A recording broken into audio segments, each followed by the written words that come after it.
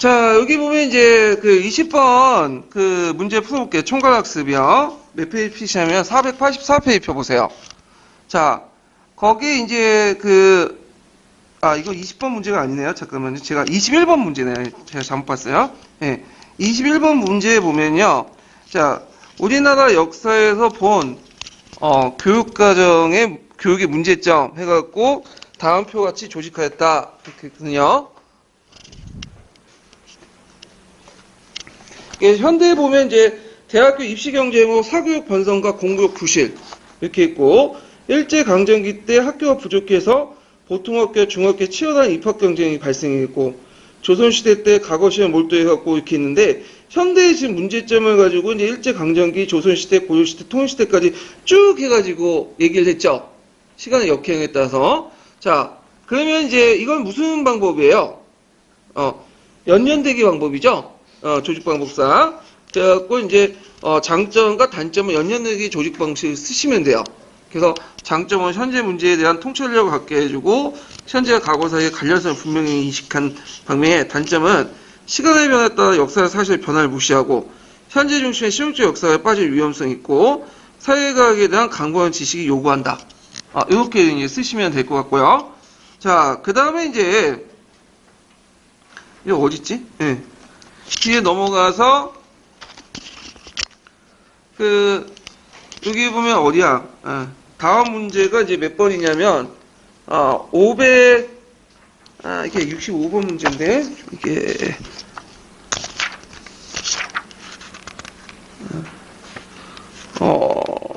65번 문제 있죠?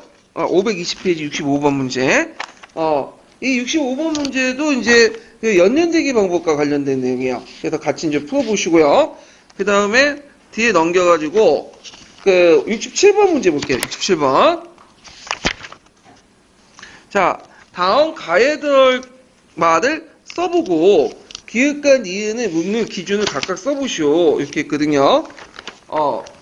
자, 여기 보면 공통된 문화가 이제 중국의 한자, 불교, 유교, 율령 등이 한국, 베트남, 일본 등 영향을 미침 해서 박 교사가 다음같이 제시된 역사 내용 조직 방법 유형을 가방법이라 하고 가방법의 구체적인 예시를 제시해 보시오.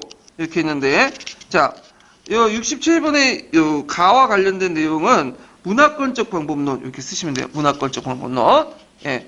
그 다음에 이제 기읍하고 니은의 기준, 오리엔트 문명, 지중해 문명, 대서양 문명, 니은의 문명 기준이 뭐죠? 공통 문화가 형성한 지리적 위치 이렇게 묻고, 그래서 니은은 문화의 특성과 공유한 지역 이렇게 이제 묶으면 되겠죠. 예.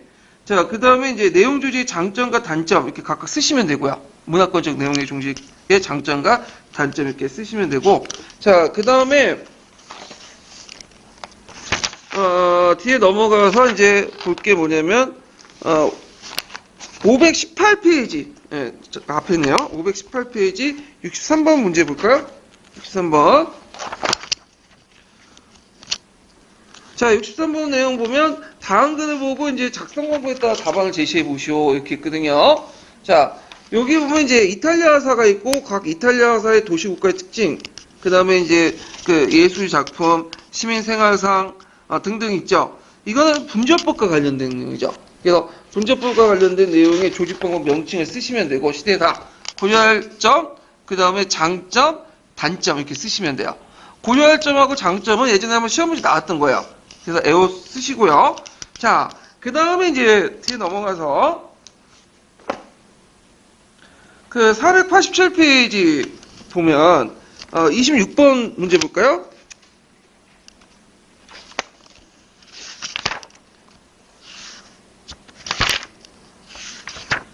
자, 487페이지 26번 보면 뭐와 관련된 거냐면 종적 조직 방법, 주제 중심의 종적 조직 방법 관련된 발전 개혁법과 관련된 거예요. 그래서 발전 개혁법 학습 내용 조직 이렇게 보면 자, 여기 보면 이제 A의 원정 다음 발전 개혁법에 입각해서 스시마 원정에 대한 학습을 조직했다. A의 원정을 했던 사람을 쓰고 그 다음에 이제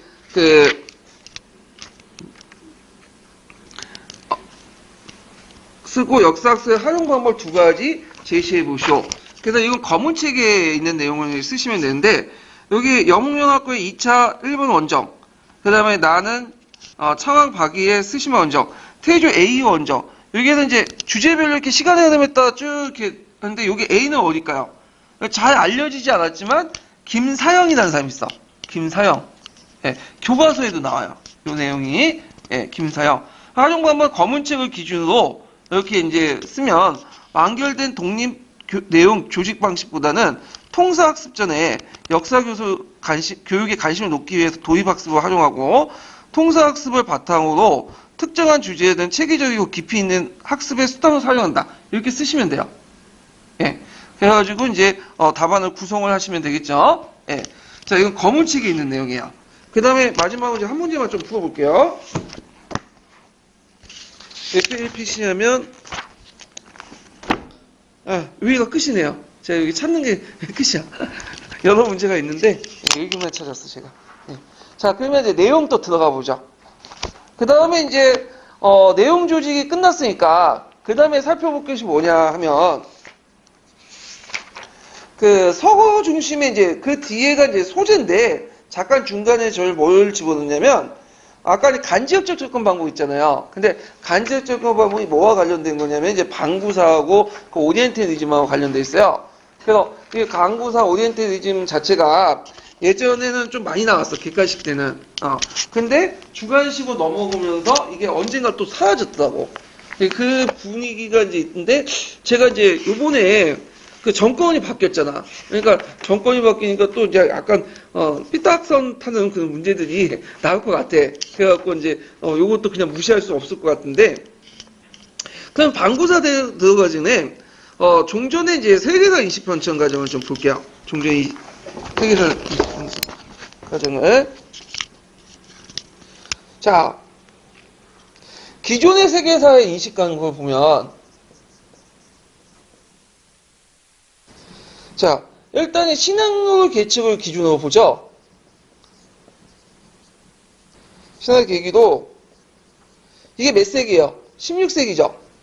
16세기에서 유럽 중심의 세계사가 형성돼요. 왜냐면 지금 이제 세계사는 꼭 뭐예요? 지구사죠, 지구사. 예, 지구사. 그러니까 이제 요 지구사라고 기준 올 때는 유럽 중심의 어떤 그 세계사가 성립된 시기가 16세기란 말이에요. 예. 그 다음에 이제, 이 유럽 중심의 세계사는 항상 뭘 목표로 하고 있냐면, 자본주의. 그 다음에 국민국가. 그 다음에 사회적으로 뭐죠? 시민사회를 목표로 하는 그 목적론적 세계사. 근데 이런, 자본주의, 국민국가, 시민사회 이런 것들은 어디에 해당하는 서양에 해당하는 거예요. 서양. 그러니까 서양의 사회 발전 단계, 역사 발전 단계를 뭐냐 목표로 해서 아시아 국가나 그다음에 저기 아프리카 국가도 이에 따라야 하는 것처럼 마치 서술한단 말이야. 우리도 마찬가지야. 지금 한국 대통령이나 그거 보면 우리 자본주의, 국민국가, 뭐 시민사회 형성은 뭐예요? 역사 발전의 어떤 목표를 설정하잖아. 이건 자체가 우리나라에 있는 게 아니야. 앞에 있는 누구죠? 서구사회 모델이죠. 역사 발전이죠. 그러니까 이거에 대해서 이제 비판이 가해지는 거야. 막, 이게 너무 유럽의 중심으로 한다. 그래가지고 이제 그 대안적 세계사가 등장해요. 대안의 세계사. 그래서 세계의 범위를 상대할 필요가 있다. 왜 보통 세계사 할 때 보통 세계사를 뭐라고 인식했죠? 지구사만 한정돼 있잖아. 근데 꼭 세계가 지구사냐? 왜냐, 세계라는 것 자체가 자기가 인식하는 범위잖아. 그리고 세계의 범위는 항상 유동적으로 막 늘어날 수 있는 범위야. 신축대에서, 그러니까 범위가 늘어날 수도 있고 줄어들 수 있는 범위죠. 자기가 인식하는 범위를 세계사 할 때 뭐냐면 꼭 지구사만 인식할 수 있냐? 왜냐면 예전에는 서로 교류가 없을 때는 자기 주변의 역사도 이제 뭐였어요? 세계사 될 수 있는 거죠. 그리고 지금 우리가 지구 살고 있지만 뭐 화성을 개척한다든지 저쪽 안드로메다로 가서 있을지 모르겠지만 식민지를 개척했어. 그러면 이 지구사라는 개념이 세계사요? 아니죠. 예. 그래서 이 세계의 범위는 계속 유동적으로 변화된단 말이야. 그러면 이런 것들의 비판이 나왔죠. 그래서 이제 그 당시 이제 이런 것들에 대한 비판으로 세계의 범위가 그 유동화 시켜야 된다. 새로운 세계사 인식한다. 이런 그 인식하래 그 라시디 우디라는 사람 있죠. 그 라시디 우디 쓴 유명한 집사. 이 집사라는 개념도 이제 세계 최초의 세계사라고 하잖아. 왜냐면 몽골 역사뿐만 아니라 몽골 주변의 역사도 같이 서술했죠. 자기 인식할 수 있는 세계의 범위를. 그리고 지역 문명을 강조했고, 이때 지역 문명이라는 것은 이제 종전의 서열됨이 아니라 여러 가지 다양한 문명들이 이제 있고, 그 다음에 국가사와 지역사를 상호 보완을 했다. 그래서 여기가 개별 국가고, 이 지역사는 주의할 게 국가 밑에 있는 지역의 의미가 아니에요, 여기는. 여기 지역은 세계적인 볼 때 지역이야. 그러니까 우리가 보통 동아시아사, 그 동아시아 지역, 그런 거 있는 지역 있죠. 이런 지역을 같이 이제 뭐냐면, 상호 보완을 했다. 국가사만 공부하는 게 아니라 지역의 범위도 같이 이제 넓게 같이 공부를 했다. 이게 새로운 세계사고, 그 과정에서 또 나온 게 이제 갈색책의 방구사야. 방구사 들어보셨죠? 방구사가 누가 주장했어요? 벤트리가 주장했죠? 예. 그래서 이 방구사에서 강조되는 것이 뭐냐면 상호 교류와 작용의 역사야. 작용. 그래서 이제 우리 같은 경우에는 유럽이나 아시아 지역은 어디에 속한다고 했어요? 동반구에 속하죠? 이 사람은 동반구, 서반구, 오세아니아 이렇게 세 가지 나누는데 그 동반구를 되게 강조했어. 그래서 동반구는 이제 지리산 발견 이전에는까지 동반구 안에서 원거리 무역이 행해졌어. 그리고 여기에서 이제 이후에는 동반구, 서반구, 오세아니아권이 하나 붙여서 진정한 의미의 세계사가 성립돼. 물론 이 방구사, 벤트의 방구사 자체도 좀 한계는 있어요. 예. 그래서 왜냐하면 이제 요 진정한 의미의 성립사를 이제 어떤 사람 19세기로 보는 사람도 있고 그러거든요. 나중에 좀 얘기하고. 그래서 이제 방구사에서 제시된 그 개념 중에 제일 중요한 게 뭐냐면 간지역적 접근 방법이야. 간지역적 접근 방법. 이 간지역적 접근 방법은 이제 방구사를 비판적으로 수용했지만 이제 방구사의 어떤 그 기본 틀은 받아들인 거야. 그리고 그 비판 내용을 보면 상호 의존성 과정에서 실제로 16세기 기준으로 보는 게 아니라 19세기를 봐야 된다. 이렇게 봐. 19세기. 그래서 이제 벤트리는 16세기를 강조했는데 지리산의 발견. 그게 아니라 19세기를 봐야 된다. 그래서 19세기 이전과 이후를 봐야 된다. 19세기는 어떤 시기죠? 제국주의 시대죠. 산업혁명 시대고. 그래서 예전까지는 솔직히 말해서 유럽이라는 나라가 그 세계 주도권을 장악한 것도 아니야. 경제력도 낮았고. 근데 그전엔 누가 주도권이었어요? 중국하고 인도죠. 예. 근데 19세기 넘어와서 이제 영국을 중으로 산업혁명이 일어나고 등등 하면서 이제 질조가 이제 바뀌게 되는 거죠. 그리고 실제로 19세기 들어가서야 이제 우리나 아시아나 이런 나라도 유럽의 영향력이 들어가서 하나의 지구처럼 그 세계사 엮여 들어가는 거지. 16세기까지는 유럽인들이 솔직히 말해서 지리산을 발견했다고 해서 유럽인들이 그 무역권을 인도양 무역권에 이런 걸 주도한 것도 아니고 경제력도 약했고 실제 우리한테 와닿는 게 아니고 중국이나 일본이나 이런 나라 등에 근데 실제 와닿는 건 언제예요? 19세기 전후로 해가지고 와닿는 거죠. 그래서 질적인 변화가 일어났다는 거야. 이해되시겠죠? 이게 이제 갈색책의 주요 내용이고 그 외에도 입론이나 구상책 보면 되게 많이 적혀 있어요. 여러 가지 있는데 이런 것들은 우리가 시험 문제 안 나오니까 건너뛰고 여기에서만 정도만 알아두시고 그냥 넘어가시는 게 좋을 것 같아요. 자, 그래서 요 방구사나 이런 그 서구중세 세계가 비판 내용은 어디에 있냐면 오리엔테이즘은 갈색책이 있어. 그래서 요번에 갈색책 나왔죠? 그래서 한번 나올 가능성도 있긴 있어요. 그래서 이제 잠깐 이제 보죠. 방구사부터 이제 볼게요. 자, 대화적 세계사에서 이제 나온 것이 이제 방구사라는 개념인데 여러 중에 그 방구사는 이제 뭐냐? 종전에 이제 세계사 인식이 문화권물로 되어 있다는 거야. 예. 그래서 문화권으로 되어 있고 이제 서유럽 문화권, 중국 중심의 문화권 등등 있고 그러니까 세계사라는 것도 그 16세기 이전까지는 서유럽 중심이고 중국은 부중심이야. 그러니까 문화권적 방법이 좀 문제가 있죠. 예, 편중돼 있잖아. 그래서 안 되겠다. 그래가지고 상호 교류의 문화를 강조하는 과정에서 방구사가 나왔어. 방구사가. 그래서 방구사는 이제 뭐냐면 세계를 지역과 사회에 서로 영향을 주받는 사회야. 예.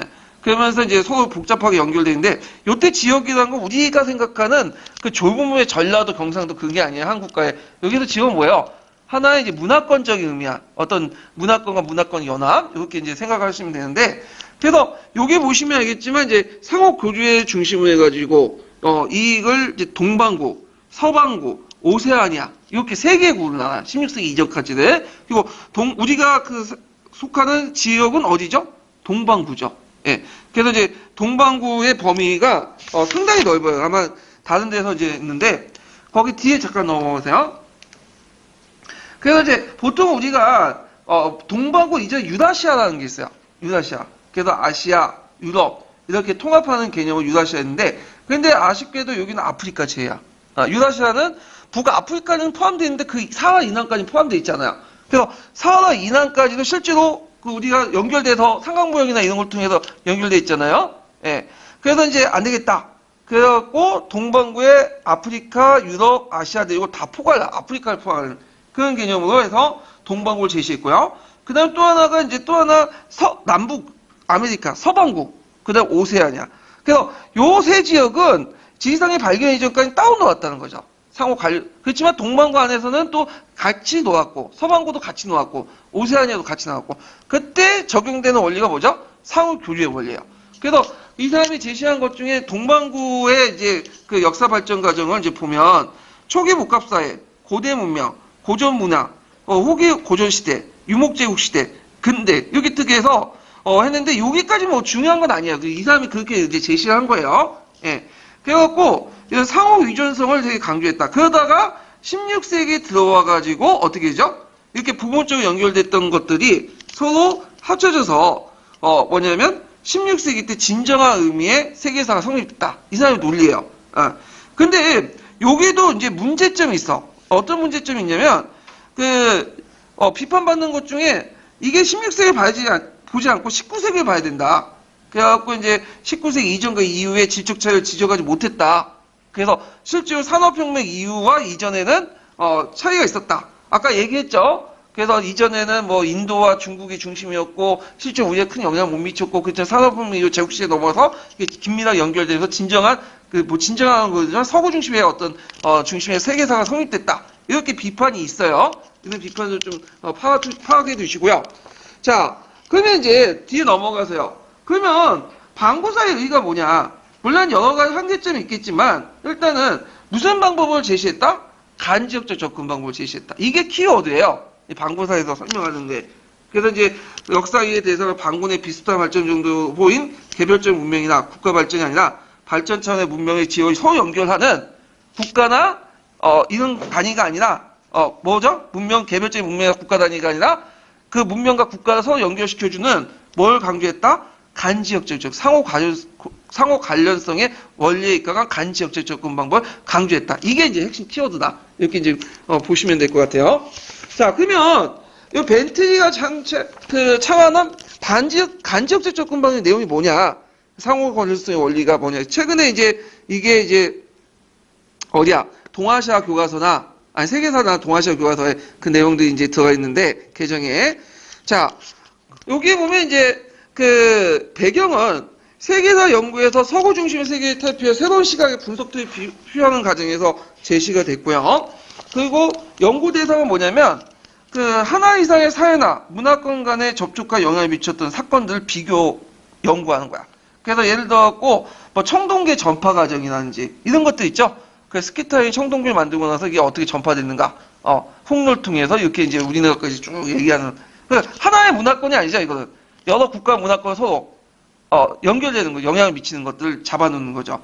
그 다음에 이게 첫 번째고, 두 번째는 뭐냐면, 연구 대상이 뭐냐면, 지역까지 따로 떨어져 있더라도, 정치, 문화, 경제적으로 서로 비슷한 것들이 많잖아.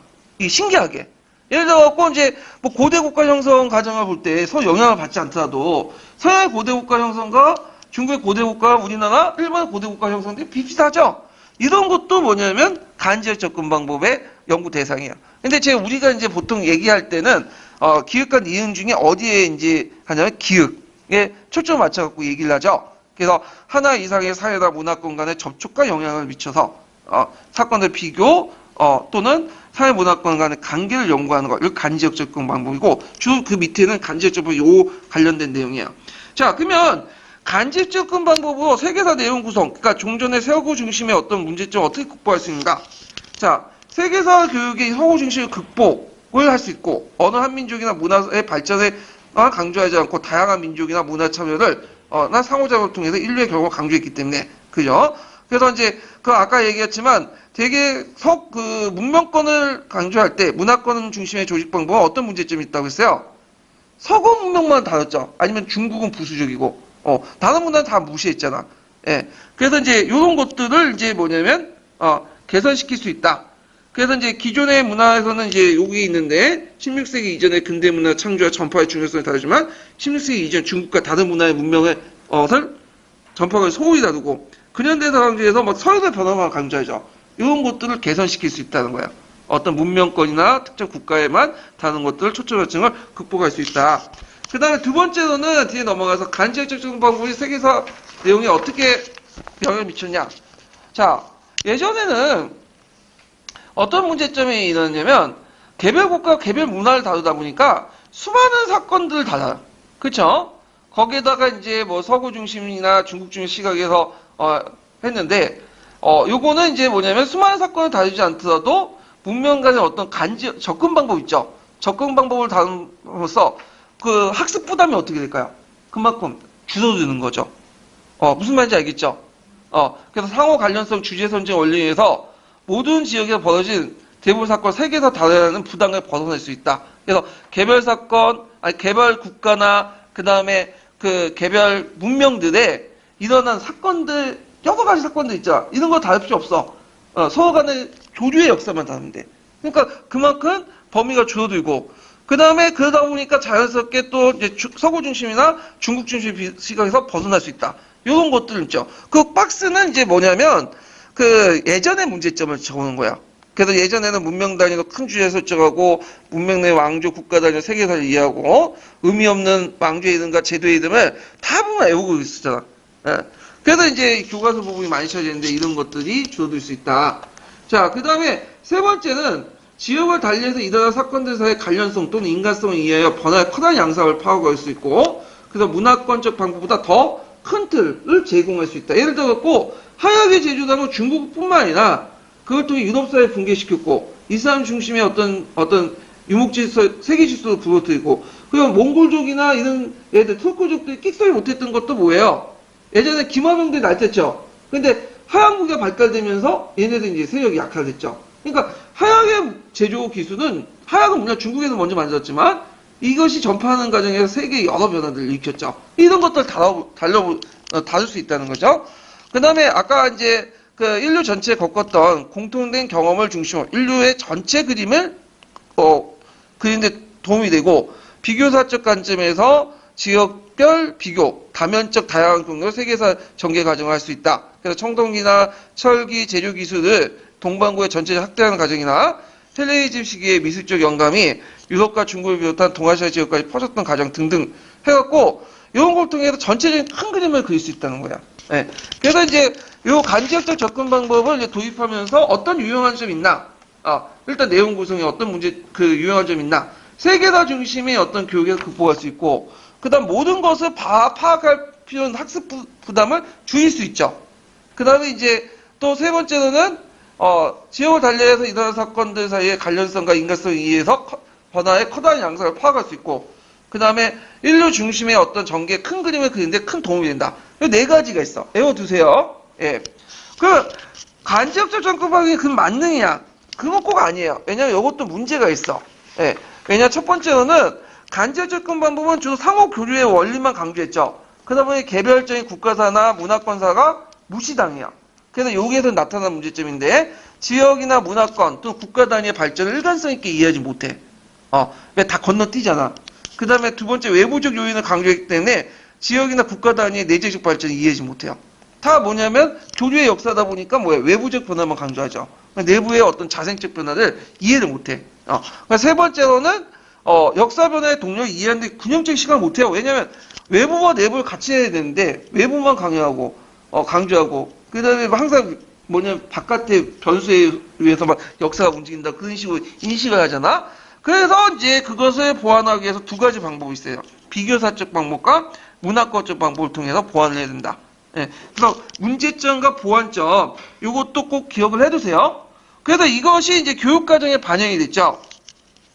그래서 간접적 접근 방법이 이제 동양상과 서양사 교류 주제 7차 교육과정 개정에 많이 반영되는데, 자, 여기 좀 보세요. 종전의 세계사 7차 교육과정 있고, 그 다음에 그 2009년 개정 교과서가 있어요. 거기에 이제 목차를 이제 비교해보면 이게, 또렷이 알 수 있는데, 자, 예전 7차 같은 경우에는 주로 개별 국가나 문명의 뭐예요? 내용만 다뤘어요. 여기 보면 아시아 세계 학대 동속 요조 이거 빼놓고는 유럽의 봉건 사회, 뭐 아시아 사회 선수, 뭐 이렇게 이제 다뤘잖아. 근데 이제 이것이 그 장이 많아졌죠. 여기 보면 3, 4, 5 이렇게 내용이 그 상호 교류의 원리죠. 지역 문화의 발전과 종교 확산, 그다음 지역 경제 성장과 교류 확대, 그다음에 지역 세계 팽창과 교류. 그러니까 지역 세계 지역 문화뿐만 아니라 뭐예요? 그것이 어떻게 확산되고 확대되고 팽창되는가? 상호 교류의 원리를 같이 다루고 있죠. 예, 단순히 그 개별 문화 걸 떠나서. 그래서 이런 것들로 이제 같이 이제 보시면 될 것 같아요. 예. 자, 그러면 이제 뒤에 넘어간 오리엔탈리즘 보자. 이 오리엔탈리즘도 시험 문제 되게 많이 나왔어. 앞에 언급한 이제 간접적 정보보다 훨씬 더 많이 나왔는데, 제 생각은 한 3번 정도 이렇게 나온 것 같아요. 그래가지고, 근데 그럼 오리엔탈리즘이 뭐냐? 이걸 이제 정의를 내릴 필요가 있겠죠? 자, 오리엔탈리즘이라는 것은 뭐냐면, 그, 사이드라는 사람이 있어, 사이드. 이 사이드라는 사람이 이제 제시했던, 개념인데, 이 사람이 이제 어떤 것을 했냐면, 이 오리엔탈리즘이라는 그 책에서, 이 책에서 어떤 관점을 제시하냐면, 이제, 그, 서양인들이 바라보는 동양인의 관점에 대해서, 얘기를 하는 거야. 근데 이것이 동양인 스스로 또 받아들였어. 그래서 오리엔탈리즘은 서양인들은 이 세계를 서양과 동양으로 나눠요. 예. 그래서 서양은 어떤 이미지로 만드냐면 도시적이고 물질적이고 그다음 선진적으로 포장돼. 근데 이에 동양의 이미지는 농촌, 정신적, 후진적, 낙후, 신비적으로 표시돼요. 이런 식으로 하면서 서양을 동양으로 바라봐. 그러면서 동양인 스스로도 그걸 무비판적으로 받아들이는 거야. 그래서 항상 우리는 맨날 정신적으로 얘기하죠. 정신승리 뭐 정신승리. 그 정신승리는 그 오리엔탈리즘이야. 항상 우리는 물질적으로 좀 뒤처져 있고 경제적으로 약하니까 서양이나 이런 그 제국주의국가 다른 나라 싸우기 위해서는 뭐가 필요해? 정신이 강조해. 20년대 1920년대 혼인이 어린이 뭐 이런 것도 강조한 것도 뭐 민족주의 간념사학이지만 그 밑바닥에는 이런 오리엔탈리즘이 깔려 있는 거야. 그런 니즘 자체가 그 사고방식이 누가 만든 거야? 서양인들이 만드는데 서양인들 생각 그대로 동양인들 무비판적으로 수용을 해버린 거야. 예. 그런 방식이 오리엔탈리즘이라고 이제 구정을 짓죠. 그래갖고 이제 있는데 이거에 반해서 이제 또 그 갈색 책에서 뭐라고 또 얘기하냐면 반대된 개념을 또 제시해요. 뭐 중요한 개념은 아닌데 오리엔탈리즘에 반대되는 개념이 뭐냐? 옥시텐탈리즘이라는 게 있어. 옥시텐탈리즘.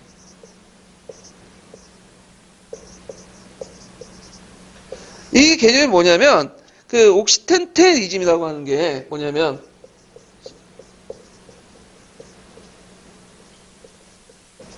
이 옥시텐탈리즘은 뭐냐면, 이건 거꾸로야. 이거는 그 뭐냐면, 동양이 서양을 바라보는 관점이에요. 옥시텐탈리즘은 동양이 서양을 바라보는 관점. 동양이 서양을 바라볼 때 어떻게 보죠? 항상 자기의 어떤 정당화를 시키죠. 항상 선진적으로 보기 때문에 그 서양의 사상과 모델을 통해서 독재 정권을 대항하죠. 그러니까 우리가 독재 시대 때는 이제 뭐냐면 전두환이나 박정희 시대 때는 뭐예요? 우리나라가 후졌다. 그러면 미국이나 서유 유럽 같이 민주화된 사회 보면서 이런 뭐냐면 저항 세력들이 이걸 가지고 이걸 모델로 투쟁을 하잖아요. 이런 것들. 그다음 거꾸로 그 뭐냐면 지배층들은 체제 유지 담론으로서 또 이렇게 봐. 우리가 지금 후진적이다. 서양은 뭐야? 되게 선진적이죠. 그러니까 그걸 본받아야 된다. 그래서 너네들이 지금 뭐냐면 이게 빨리 나가야 되는데 지금 반대해서 안 된다. 근데 반대문이야. 그래서 억압하고. 그래서 이 옥시테르니즘은 동양이 서양을 바라보는 그 시각으로서 저항 담론과 체제 유지 담론적 어떤 성격을 같이 가지고 있어요. 그렇지만 시험 문제에 옥시테르니즘이 나온 게 아니라 이게 뭐야? 오리엔탈리즘이 나오니까 이 오리엔탈리즘만 이제 공부해 주시면 될 것 같아요. 자, 그러면 오리엔탈리즘의 이제 내용의 비판이 있죠. 최근에 이제 많은 비판을 받게 돼요. 자, 오리엔탈리즘은 동양을 뭘로 봐요? 정신이고 서양을 물질로 이분법적으로 보잖아요. 예. 근데 이게 역사적 신뢰에 안 맞다는 거지. 이게 예전에 시험 문제 나왔는데. 자, 16세기 이전에는 이미 유라시아 세계 시장이 형성돼. 우리가 보통 이제 16세기 때 와가지고 세계 시장이고 세계 체제가 뭐 얘기하고 있는데, 실제로 16세기 유럽이 지리산업 발견 이전에도 세계 시장이나 세계 체제가 있었어. 그리고 그걸 누가 주도했냐면 이산 세력들이 주도한 거죠. 인도양 무역을 통해서. 그리고 유럽은 그 주변부에 불과한 거야. 핵심 세력이 아니었어요, 얘들이. 그리고 바스크 다가마가 인도 항를 발견하기 전부터 인도는 북아프리카, 인도, 동남아의 세계 시장의 중심이 되었고요. 그 다음에 바스크 다가마가 인도 항을 발견 이후부터도 한동안 유럽은 소외당했어. 왜냐면 유럽이 그 인도와 중국에 갖다 팔 물건이 없었어요. 예. 왜냐면 얘네들이 갖다 팔 거는 뭐야? 모직물이잖아. 근데 모직물은 그 더운 나라인 인도 나라, 그 다음에 저 남방 지역에 갖다 팔면 대개수 강동 지역에 팔리지가 않는 거야. 근데 오히려 중국이나 인도부터 얻어야 할 물건은 서양이 더 많았죠. 뭐 차라든지 비다든지 온갖 후추 뭐 이런 것들, 향신료. 그러다 보니까 이제 항상 적자야. 그러면 적자를 메꿀 수 있는 방법이 뭐냐면 아메리카 때문에 메꿀 수 있는 거지. 우리가 요번에 시험 문제 나온 것처럼 포토시의 은강 같은 데서 이제 한 걸 가지고 써가지고 어디 갖다 보내는 거야? 저쪽 그 뭐냐면 태평양을 건너가지고 중국의 주변, 중국에서 이제 물자를 사온 거죠. 인도나. 그래서 이제 그걸 통해서 아메리카 제어를 가지고 아시아 생산 시장 무역에 끼어들면서 그걸 이익을 바탕으로 선장을 하게 됐던 거고. 그리고 이제 여기에서는 안 나왔지만 동양이 19세기 이전까지는 발달됐죠. 뭐 중국이라든지 그 다음에 그 당시 인도가 19세기 이전까지는 세계 중심지였어, 경제에. 그런데 이게 언제 바뀌는 거야? 산업혁명에 거쳐서 19세기 이후부터 바뀌게 된 거죠. 그리고 지금은 또 역전되죠. 뭐 중국이나 이제 일본이나 우리나라 같은 잘 살아야 되잖아. 그러니까 서양이 물질적으로 앞섰던 시기는 전 역사에 볼 때 보면 200년 정도밖에 안 돼. 대부분 다 어떤 나라, 동양이라고 지칭하는 나라들이 오히려 더 경제적으로 앞서졌다는 거예요. 그래서 역사가 맞지가 않다는 거, 이런 것들이 이제 예전에 시험 문제 나왔고, 그 다음에 이제 두 번째로는 주적한 것이 서양인들의 인식이에요. 서양인들이 처음에 이제 유럽인들이 이제 중국 문화를 봤을 때 18세기 이전까지는 중국을 되게 높게 봤죠. 그때는 중국 항인족이라 생각하지 않았어. 백인종을 봤어요. 그거 좀 이해가 되는데 서양인들 우리나라 볼 때 거의 뭐 비슷비슷한 것 같긴 한데 아니에요? 다른가? 자, 하여튼 백인종을 봤고, 근데 나중에 18세기 말 이후에 그 중국이 몰락한 걸 보고는 이제 중국을 이제 자기가 나는 한인족으로 분류를 해요. 그래서 이제 이런 것들이 이제 있고, 그 다음에 이제 그 세 번째로는 예전에 이게 또 시험 문제 나왔는데 정근대 시대 아시아를 하나 낙후된 농업과 농촌사회 모사해. 근데 유럽은 고대부터 상공업 도시로 발달한 걸로 인식해요, 도시가. 그래서 이제 우리 서양사도 할 때 항상 나오는 게 그 그리스는 뭐예요? 폴리스가 나오죠. 로마가 나오고. 근데 중세 시대는 또 중세 유럽 도시가 나와. 그리고 산업혁명 근대 도시들이 등장하고.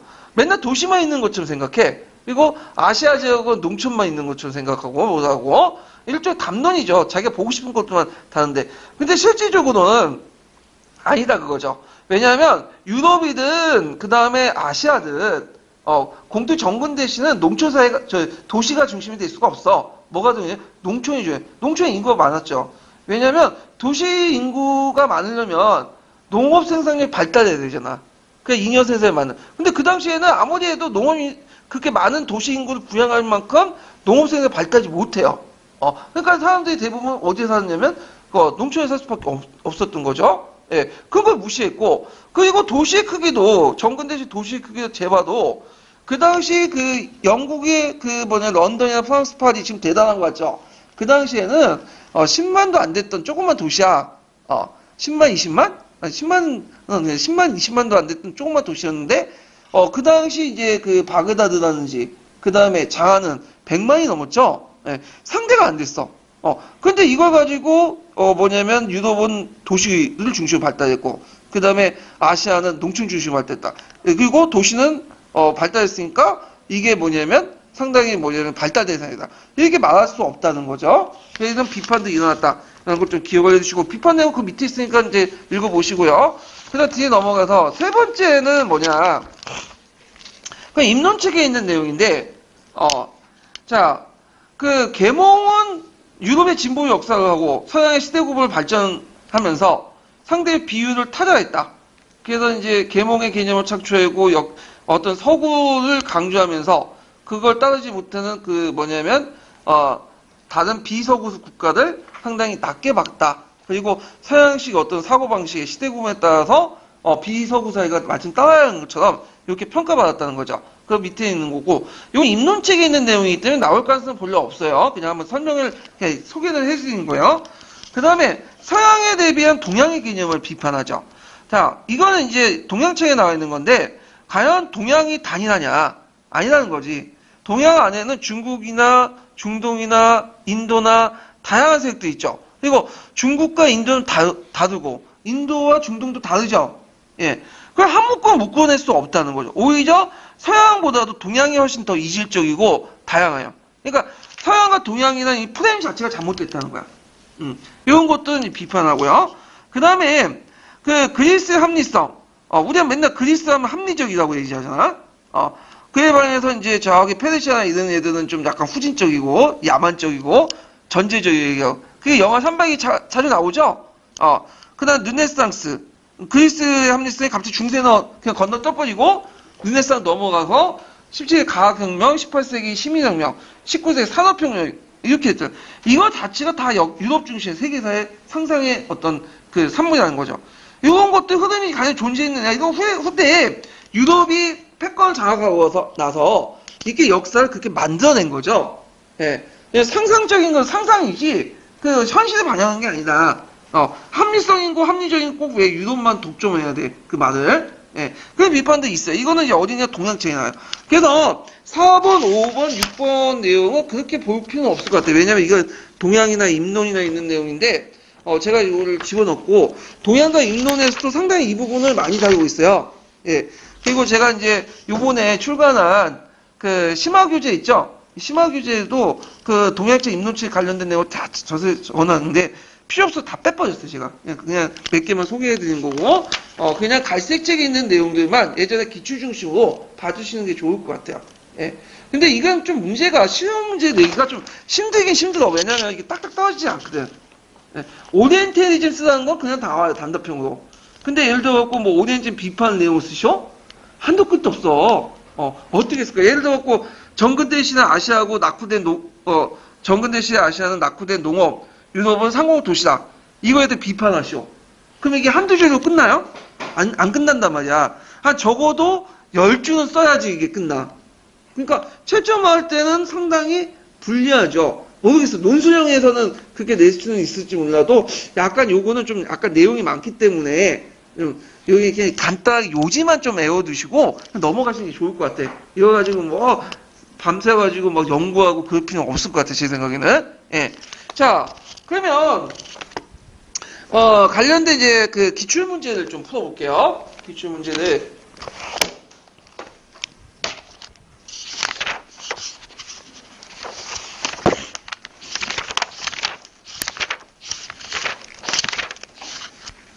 자, 예전에 한번 기억을 좀 상기해 보시면 먼 나라 생활, 이웃 나라 생활 얘기할 때 그게 아마 몇 년대 08년이나 07년 문제인데 그때 동양을 지배하기 위한 서양의 사유 방식 문제가 나왔어요.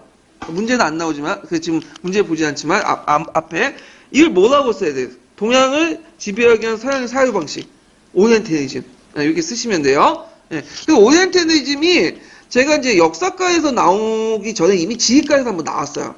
지휘과에서 그 오리엔탈리즘이 지휘과도 오리엔탈리즘을 좀 많이 강조하거든요. 그래도 한번 심심할 때 그 지휘과 기출도 잠깐 보세요. 그 지휘과 기출 보면 그 역사과 관련된 내용도 좀 많아요. 곤영만국정도나 이런 것도 나오고 지휘과 기출에. 그 다음에 이제 그 갑자기 생각이 나는 홍해강리 역대국 지도인가? 네, 홍해강리 역대국 지도 있죠. 그것도 예전에 한번 시험 문제 나왔어. 지휘과에. 그래서 그것도 있기 때문에 가끔씩 있으면 좀 그 관련된 내용들이 좀 있거든요.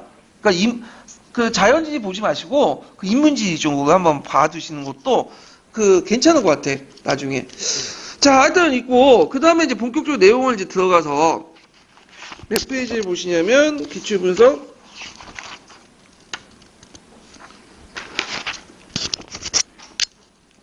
438페이지 보세요.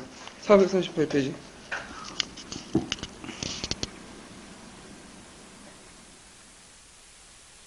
자, 다음은 언어 예비교사 쓴 역사 에세이 일부다. 자, 밑줄친 연구 성과에 해당하는 것을 보기에서 모두 고른 것은 이렇게 했는데, 자, 여기에서 이제 쭉 이거 앞부분은 이제 각자 읽어보시고, 자, 여기에는 유럽 중심의 어떤 세계사를 넘어서는 연구자의 성과가 축적되고 있다. 있죠? 그러면 거기에 모두 관련된 것들을 이제 보면, 자, 16세기 이전에 이미 유라시아는 세계시장, 또 세계체제가 성립됐으며 유럽은 그 주변부에 불과했다. 맞죠? 자, 그 다음에 바스코 다가마가 인도 항로 발견한 전부터 인도는 북아프리카, 인도, 동남아에 있는 세계시장의 중심이었다. 맞죠? 이걸 무슨 무역권이라고요? 인도양 무역권이라고요. 그래서 그 인도양 무역권에 관련된 내용이 세계사 책에 좀 있거든요. 한번 나중에 찾아보시고요. 그 다음에 근대 유럽의 경제는 아메리카 제안을 가지고 아시아의 생산, 시장, 무역에 끼어들어 챙긴 이익을 바탕으로 성장했다. 이거 맞죠? 예. 그 다음에 이제 정근대 시대 아시아는 농업생활 발전에 따라 농업문명이 발달됐고 지중해 유럽은 상업 중시의 도시문명이 발달했다. 요거는 맞지가 않아요. 예, 이거 전형적인 오리엔탈리즘이죠. 예, 그래서 기흥, 니은, 디귿 답이 4번이 되겠죠. 자, 그 다음에 이제 뒤 넘어가서 2번을 볼게요. 2번.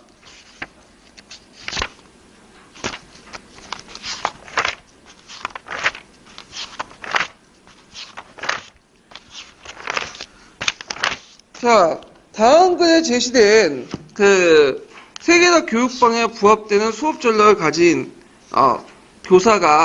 교사의 수업 내용으로 적절한 것만을 모두 보기에서 고른 것은, 자, 최근 세계사 교육은 지역이나 문화권사의 간지역적 접근 방법을 중시하면서 지구상의 다양한 사회, 국가, 집단이 지역적 문화 경계를 넘어 전개한 교류를 세계사 내용의 조직 원리로 강조하고 있다.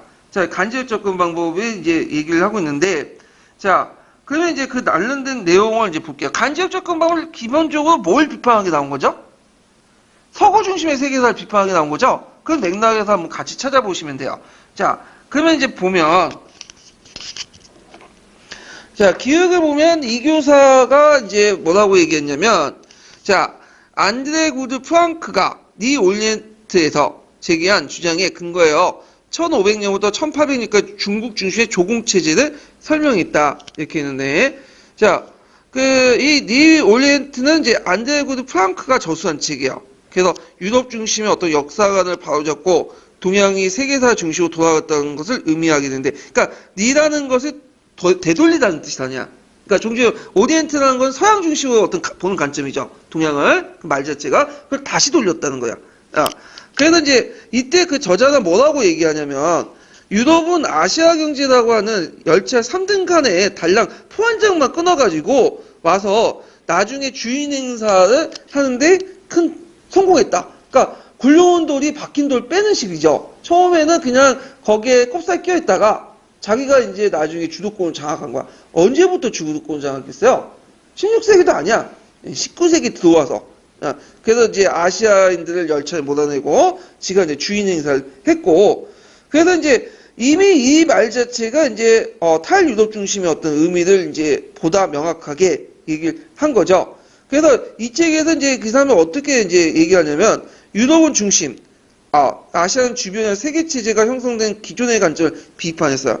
그래서 이미 지리상의 발견 이전인 1000년부터 1500년 사이에 동아시아에서 동지중해에 있는 유라시아라는 지역을 넘는 거대한 제국이 존재했고, 이때 거대한 제국은 어딜까요? 인도와 중국이라는 나라가 존재했고, 이들에 의한 경제적 네트워크가 형성됐다. 그리고 유럽인들이 본격 진출한 16세기에서 18세기까지도 주로 중국과 인도 중심의 어떤 그 세계 경제 체제가 유지됐다는 거. 그것이 19세기 들어와서야 뭐냐면 이제 유럽인들이 주인 행사를 하게 된 거야. 그래서 이런 것들이 이제 뭐냐면 얘기하고 이때 이제 중국 중의 동아시아 조공 체제도 세계 무역의 중심의 하나였다. 이렇게 이제 논증을 하죠. 그래서 이때 유럽은 세계 중심의 체제 중심이 아니라 주변이었다. 이런 말도 이제 같이 하고 있어요. 그래서 이제 요게 이제 안데르구드 프랑크의 니 오리엔트의 주요 내용이에요. 예. 요거는 그 우리가 보는 책에 안 나와 있어요, 지금. 입론이나 그 구상이나 그냥 갈색책, 근데 갈색책도 약간만 언급돼 있어. 구체적인 내용은 없어요. 예. 그래서 이제 하여튼 그 뭐냐면 서구 중심의 어떤 세계를 비판하는 내용이니까 뭐와 관련된 걸 기억도 맞죠? 그 다음에 이제 니은은 건너뛰고 오답이니까 좀 나중에 설명할게요. 디귿을 볼게요. 자, 신대륙의 은이 구대륙의 양극을 연결시켜준 주요 품목의 하나였다. 본 아담 스미스의 관점은 18세기 아시아 유럽 경제를 비교해 설명했다. 맞죠? 자, 요거 왜 맞아요? 요거는. 네. 요거는 이제 뭐냐면, 신대륙 은이라는 것은 어떤 역할을 하냐면, 그 당시에 유럽은 아시아 시장에 도저히 개입할 수가 없었죠. 뭐 물건 갖다 팔 수 있는 게 없잖아.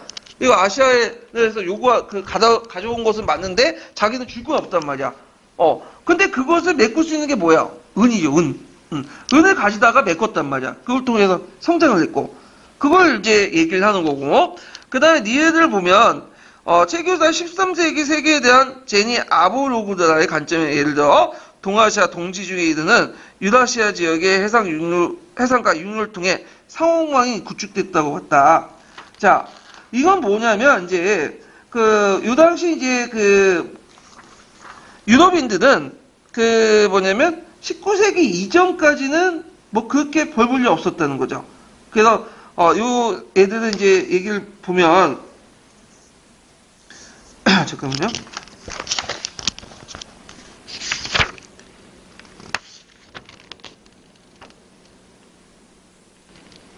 자, 그래서 이제 이 사람의 이제 얘기를 보면 종전에 이제 동아시아 동지중해 유럽의 이제 아시아 루트는 누가 개척했다고 얘기한 거예요.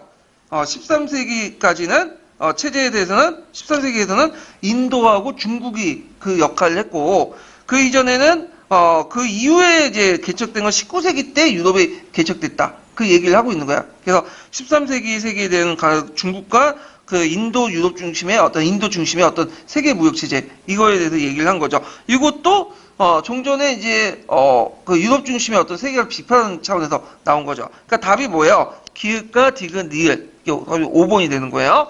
그러면 여기에서 유럽 중심의 세계관을 가지고 있는 게 뭘까요? 니은이죠. 막스 베버와 관련된 거야. 예. 그럼 막스 베버가 왜 그 유럽 중심의 세계관을 갖고 있냐? 얘가 유럽인이기 때문에 유럽 중심의 세계관을 가지고 있다. 너무 단순한 거죠. 예. 왜 그러냐면 안드라 구드 프랑크나 뭐 이런 사람 다 뭐예요? 어떤 사람이에요? 유럽인이잖아.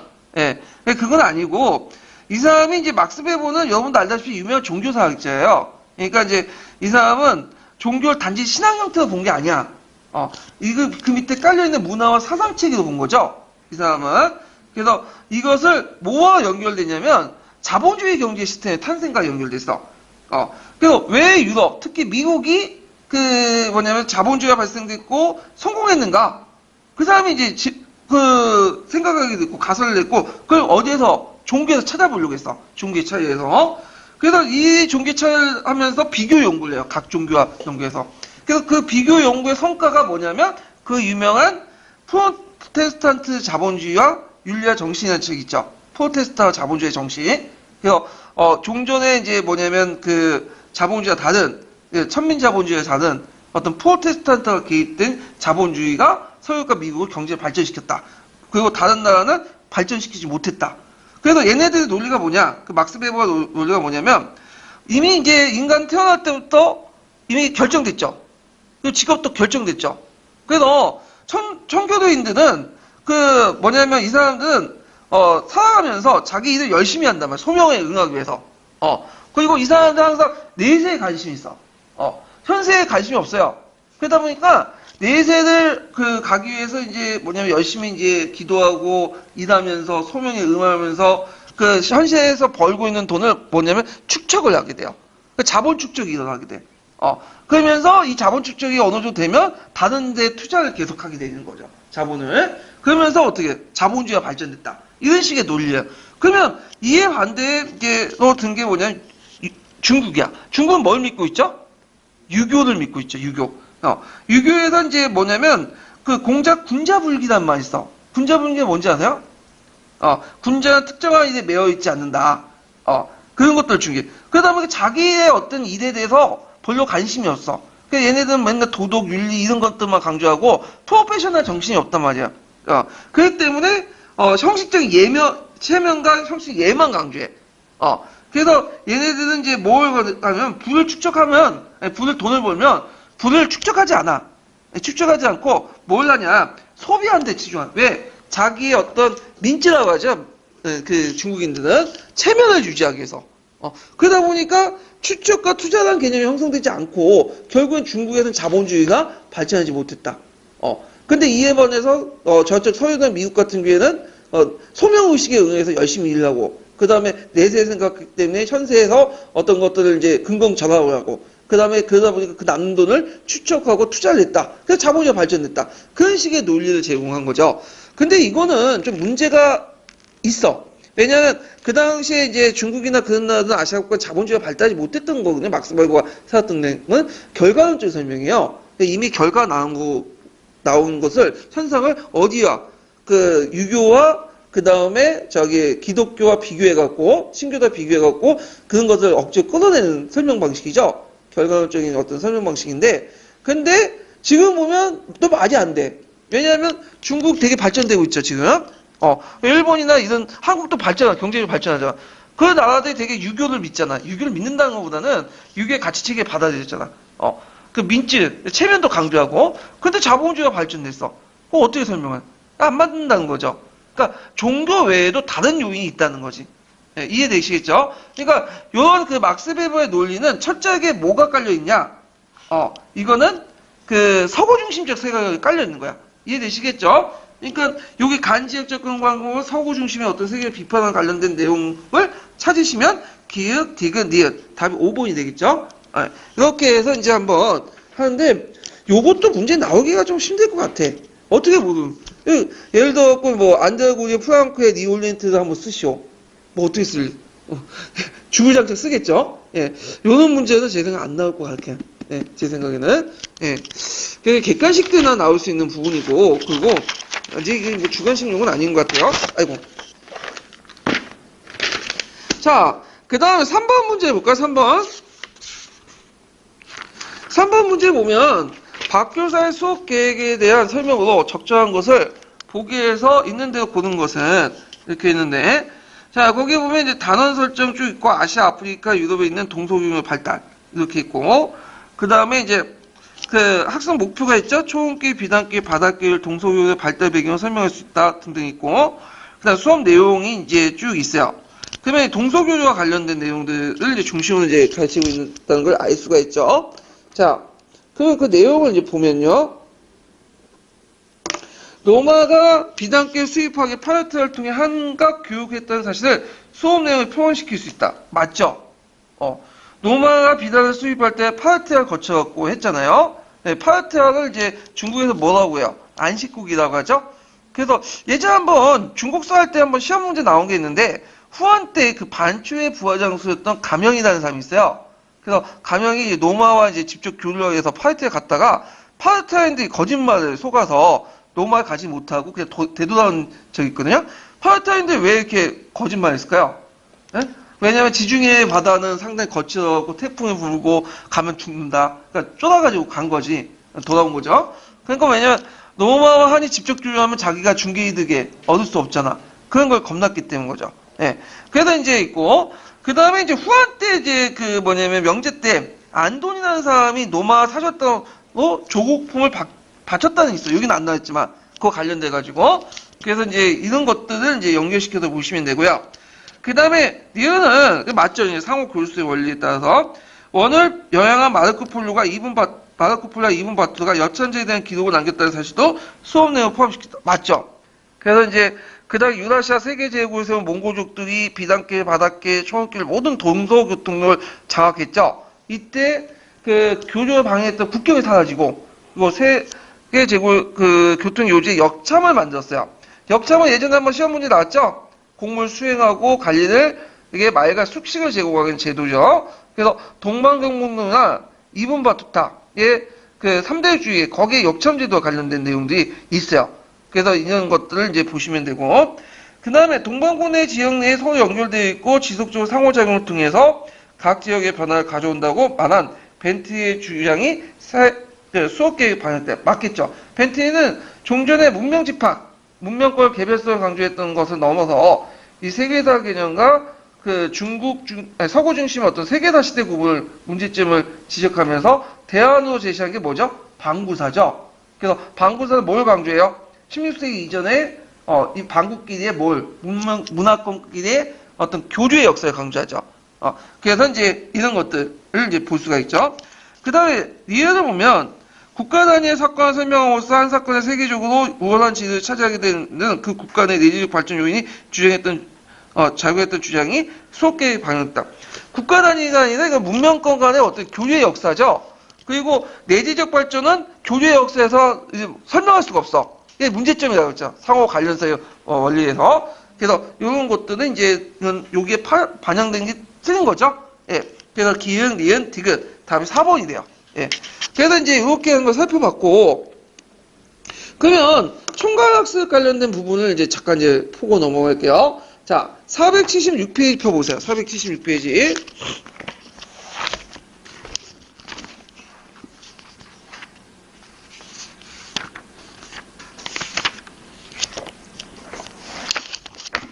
어, 476페이지 7번 문제 볼까요? 7번 문제. 자, 다음은 벤트가 제시한 방구사 개념도다. 그가 생각하는 지리산을 발견 이전에 동방구의 시대 구분 기준을 말해보고 역사를 바라보는 이 관점에 두 가지 문제점을 제시해 보시오. 그리고 벤트의 관점과 연결된 간지역적 접근방의 역사교의 유용성 세 가지 쓰시오. 이렇게 했는데, 자, 구분 기준은 이 사람의 구분 기준 뭐예요? 동방구, 서방구, 오세아니아의 구분 기준. 문화권 간의 상호 의존성, 심화. 이걸 가지고 이제 구분 기준을 했고, 시대 구분 기준을 했고, 자, 문제점은 각 지역적 관점에서 보는 변화나 지속적 변화를 제대로 반영하지 못하고 지역 간의 어떤 상호작용의 변화의 원동력만 있는 것처럼 인식했다. 그런 것들은 이제 보시면 되겠죠. 그래서 각 지역적인 관점, 그러니까 문명권적 관점에서 변화나 지속의 문제를 제대로 반영하지 못했고, 그 다음에 원동력을 내부적인 것이 아니라 외부적인 것들만 인식을 했다. 이런 것도 있고요. 자, 그 다음에 유용성은 이런 간접적 조건의 유용성이 뭘까요? 세계사 교육의 서구 중심의 극복하는 데 도움이 되고, 모든 지역에 벌어진 대부분 사건들이 세계사 다양한 부담을 벗어날 수 있고, 그 다음에 이제 인류 전체에 겪었던 공통적인 경험을 중심으로 큰 그림을 그릴 수 있고, 커다란 양상을 파악할 수 있다. 이런 것들을 쭉 쓰시면 돼요. 한 두 가지 정도만 외워주시면 돼요. 그래서 제 생각엔 문제 나오면 반트의 방구사 정도는 나올 것 같아요. 딱딱 떨어지는 부분이 많거든요. 예. 그 다음에 이제 8번 문제 볼게요. 8번. 자, 다음 기획의 미출된 문제점을 극복하기 위해서 도입한 접근 방법 역사 연구 대상이 무엇이며 이 접근 방법의 문제점을 각각 두 가지 쓰시오. 자, 유럽 중심, 중국 부중심으로 구축하는 구성체제를 취했다. 요걸 극복하기 위해서 뭘 도입했죠? 상호 관련성의 원리, 간접적 접근 방법을 도입했죠. 그러면 간접적 접근 방법 연구 대상 두 가지라고 했죠? 서로 간 교류의 역사, 그 다음에 공통되어 보이는 어떤 특징들, 이런 것들을 연구하는 것이 간접적 접근 방법 공통된 연구 대상이고요. 문제점은 뭐예요? 문제점은 아까 얘기한 것처럼 지역이나 문화권의 국가 단위 발전에 일관성 있게 이루지 못하고 외부적 요인을 강조하기 때문에 지역이나 국가 단위 내재적 발전에 대한 이해가 소홀하고, 그 다음 역사의 변화 원동력을 이해하는데 균형적인 시각을 제공하지 못했다. 그 다음에 이렇게 있고, 그리고 이제 니은을 보면 유럽은 니은 같은 무역 적자에도 불구하고 지리산의 발견 이후 아시아 무역을 통해서 어떻게 성장했는지 한 줄 이내에 쓰시오. 자, 지리산의 발견 이후에도 유럽은 중국과 인도 등의 판매한 물건을 마땅치 않는 반면에 인도와 중국은 유럽에 비단, 차, 도자기 등을 많은 물건을 수출했다. 어떤 식으로 메꿨다 적자들? 아까 얘기한 것처럼 아메리카의 제어를 가지고 아시아의 생산시장 무역에 끼어들면서 챙긴 이익 받고 그 성장을 한 거죠. 메꾸고 적자들. 자, 이렇게 이제 쭉 쓰시면 될 것 같아요. 자, 그 다음에 이제 한 문제만 더 풀어볼게요. 자, 511페이지 보세요.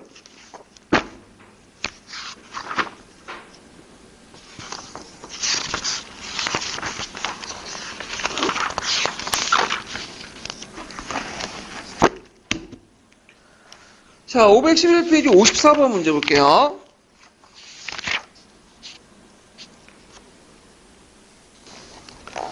자, 54번 문제 보면, 이게, 53번 문제, 이거 그 국정교과서 54번 문제 보죠?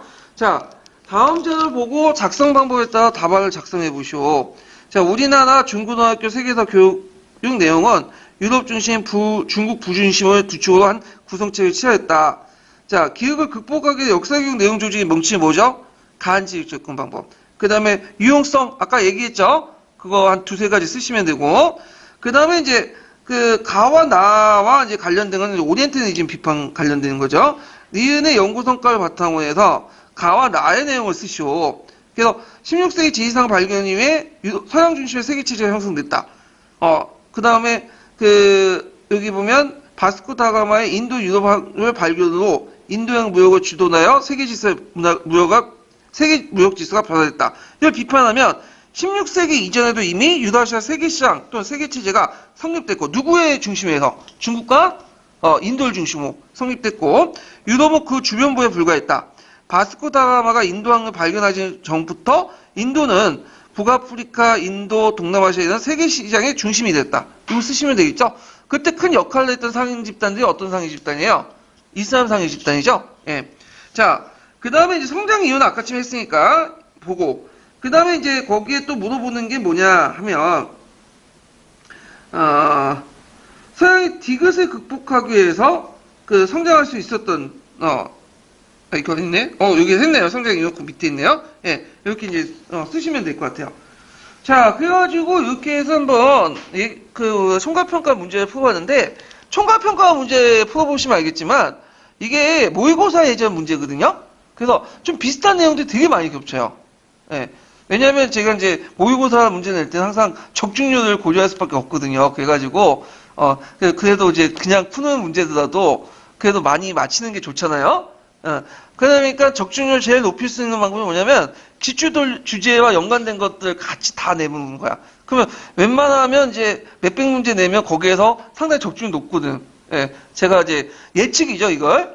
그래갖고 이게 서로 겹치는 부분이 많아요. 근데 이제 다른 문제 기출에 관련지 않는 문제들을 내면 적중률이 딱 떨어져. 물론 1000개 내면 그 중에 한두 개 맞출 수는 있겠죠. 근데 확률적으로 떨어지는 거야, 그거는. 예. 그래서 이제 이런 식으로 문제를 내고, 형상평가 문제 보시면 대단히 여러분들 쪼잔한 문제들이 많아. 그 쪼잔한 문제랑 기준이 뭐냐면, 그 시험 문제 안 나올 것 같은 그런 문제들이 많이 내는데, 뭐냐면 이제 요거는 큰 줄기를 얘기하는 거고, 형상평가 그 중간 사각지대 있죠? 사각지대를 메꾸는 거야, 그냥. 메꾸려고 문제를 낸 거야. 그래서 하나의 그림을 이제 크게 그리는 그걸 하는데, 근데 이제 임용시험에 이제 볼 때는, 형상평가 문제보다는 총괄평가를 많이 풀어보는 게 오히려, 도움이 덜 될 것 같아요. 왜냐면, 많은 부분, 큰 줄기는 여기서 나오는 거니까요. 예. 자, 그래서 이제 이렇게 해서 이제 한번, 시험 내용을 이제 다 문제를 풀어봤고요. 자, 그러면 이제 다음 내용을 들어가 볼게요. 자, 다음 내용은 이제 뭐냐면, 이게 뭐야? 역사교육의 교재와 관련된 거죠. 교재. 예. 자, 역사교육의 교육과 교재와 관련된 내용도, 시험 문제 자주 나오는 테마예요. 꼭 한 문제씩 나오더라고요. 해마다. 그래서 이제 이걸 보는데, 그러면 이제 교재에 들어가기 전에, 본격적인 교재에 들어가기 전에, 그 교재는 보통 이제 뭐라고 또 부르냐면, 역사교육의 자료라고 해요. 보통 시험 문제 나오면 자료 나오거든요. 교재라는 말보다는 자료라는 말이 많이 쓰여요. 예. 그래서 이제 요 자료를 좀 구분해 보시고, 자, 그러면 역사교재 종류를 이제 좀 얘기해 볼게요. 거기 보면 이제 역사교재 종류에 보면 이제 그 교재도 형태별로 또는 소재별로 이렇게 구분할 수 있어요. 그래서 형태라는 거는 그 형태 안에 또 다양한 소재가 이제 포함되고, 소재는 이제 다양한 형태로 이제 표출되는 걸 소재라고 하는데, 자, 역사교재 형태에서 역사교과서, 사료, 역사연표, 역사지도, 사진과 그림, 영상, 멀티뷰 자료, 이런 것도 있거든요. 예. 그러면 이제 여기에서 제일 많이 나오는 부분이 어디겠어요? 역사교과서와 사료예요. 예. 그래서 예전에 MB 정권 때나 이제 이명박인가? MB나 저기 박근혜 때는 역사 연표하고 역사 지도가 골아가면서 했거든요. 이게 제일 만만해. 근데 최근에는 또 여기도 보면 역사 교과서 사료. 그래서 여기 4개. 역사 교과서, 사료, 역사 연표, 역사 지도. 이거 외워두시고. 그 다음에 역사 교육 소재에서 이제 좀 보면, 지역사전은 그 녹색책에서 많이 설명하고 있는데, 은근히 안 나오다. 예전에 항토사 나오긴 했는데, 엄밀히 말하면 이거는 그 역사과보다는 뭐 사회과 비슷한 거 공통적으로 낸 거고, 그 다음 박물관 자료라 해갖고 예전에 한번 14년 기출문제 나왔죠. 현장학습 관련된 내용들 이렇게 나와있고, 그 다음에 뭐 역사신문은 중요한 것 같긴 한데 안 나와. 컴퓨터는 안 나오겠죠. 뭐 컴퓨터 좋아하는 사람 없으니까 역사과에서는. 그 다음에 이제 문학작품 관련된 내용이 두 번 정도 나왔어요. 예전에 16년에도 한번 나왔죠. 문학작품. 그 다음에 영상자료, 영상자료에서 이제 영상자료보다는 그 예전에 그 시각자료, 그러니까 영상자료와 관련돼갖고 예전에 이제 비판점 관련된 내용이 한번 나왔거든요. 예. 그래갖고 이제 그 뭐냐면 파란 책에 있는 내용들, 녹색책 내용이 아니라, 그런 것들이 나왔다. 그래서 상대적으로 형태보다는 소재가 좀 나오기가 좀 약간 덜 나오는 편이에요. 여기가. 자, 그러면 이제 먼저 구체 내용을 들어가기 전에 그 학습 자료의 의미와 그 다음에 종류, 역사교재 종류, 이런 것들을 이제 좀 볼게요. 예. 학습 자료 종류 같은 경우에는 이제 앞에 뒤에 있는 역사교재 종류하고 또 비슷하게 겹쳐요, 또. 예. 자, 그러면 이제 한번 보면, 지금 몇 시죠? 근데? 좀 쉴 때가 됐긴 했는데. 21분이니까 좀 쉬고 하죠. 예.